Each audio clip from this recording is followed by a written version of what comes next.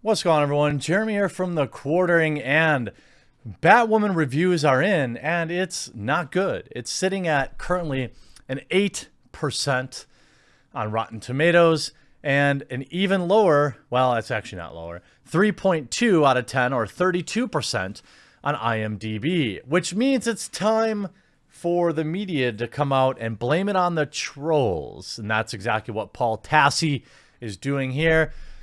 Paul is capable of some really good articles, and then he's also capable of complete trash like this.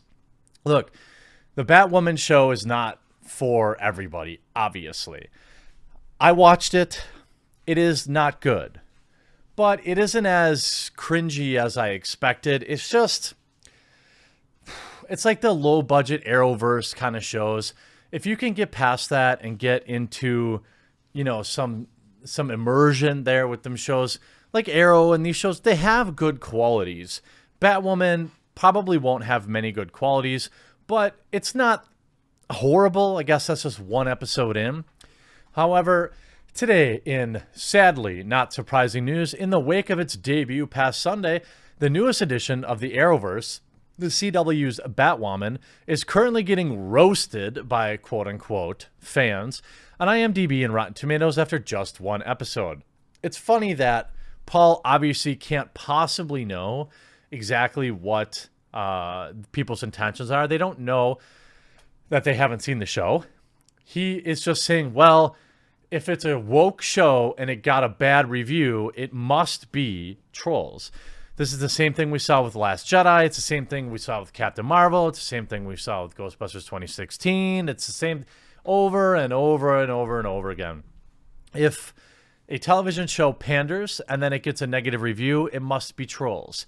Even though we see, for example, nobody calling Dave Chappelle's critics, who gave it a horrible score on Rotten Tomatoes because they were offended by jokes, nobody called those people trolls, even though they clearly are. But it's only when it goes against the grain, against the mainstream media or legacy media or lamestream media's narrative. Now it's trolls. Batwoman is sitting at 3.2 out of 10 and an 8% audience score on IMDb, respectively. Here's how that compares to other Arrowverse shows.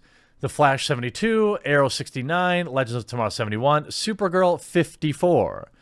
So isn't it possible that it's just worse? You could say the order of these might be subjective, but they're all hovering in the same range.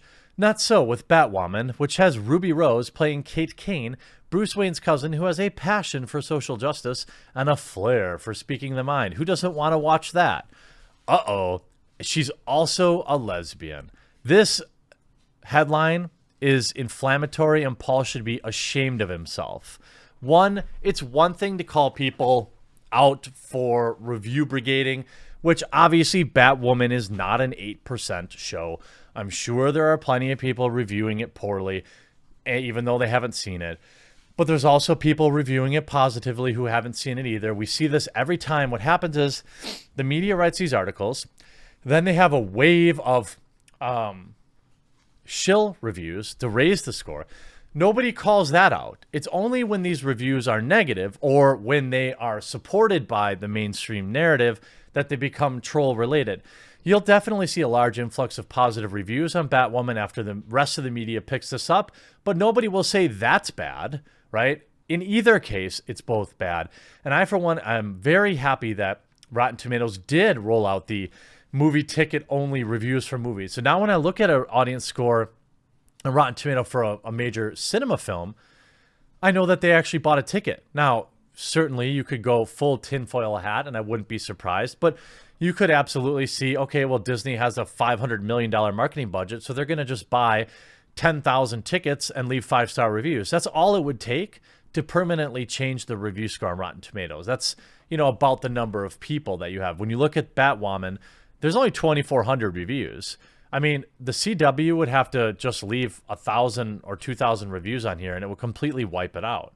But, it's okay when they do it. And I resent the implication that anybody is reviewing this negatively simply because of her orientation.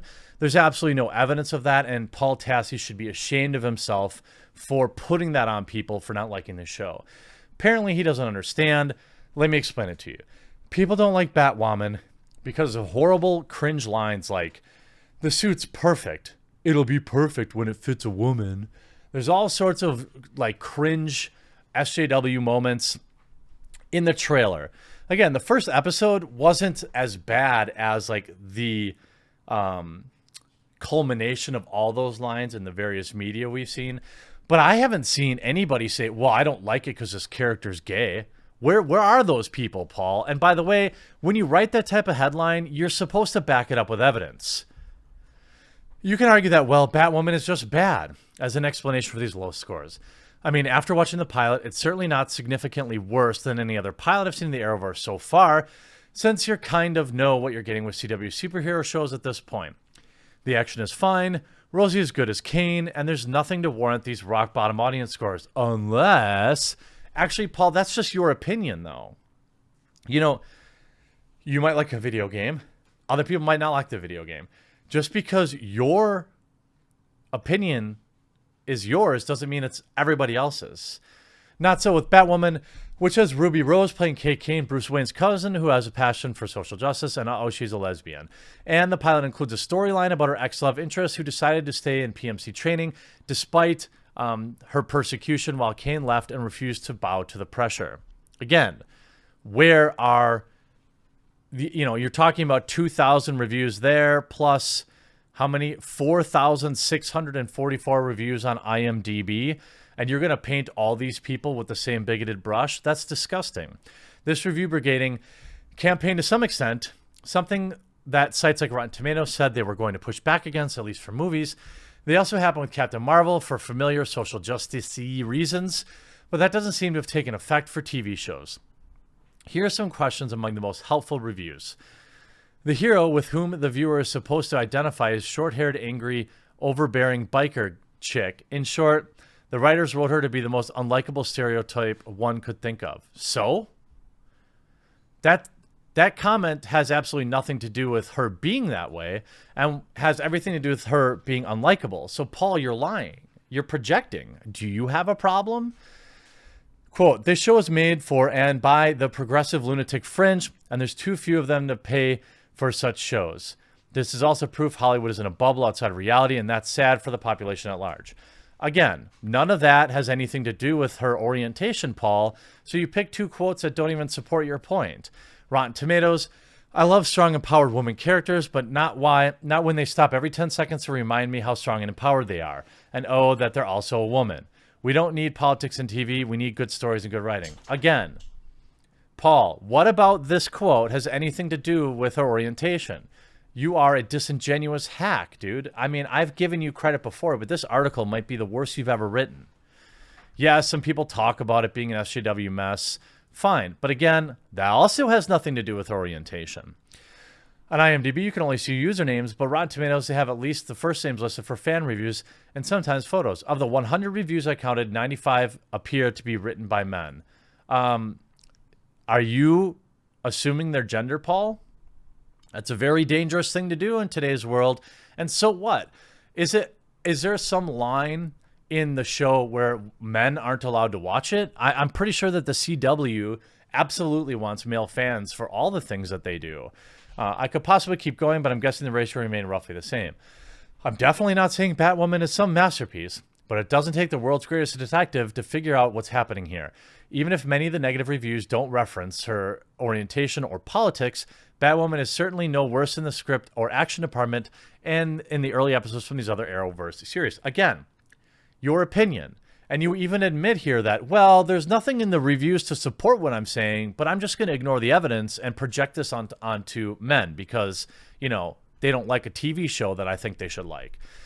The CW does have other shows with LGBTQ characters. It took a few seasons, but Sarah Lance is now leading Legends of Tomorrow and has been, again, nobody cares.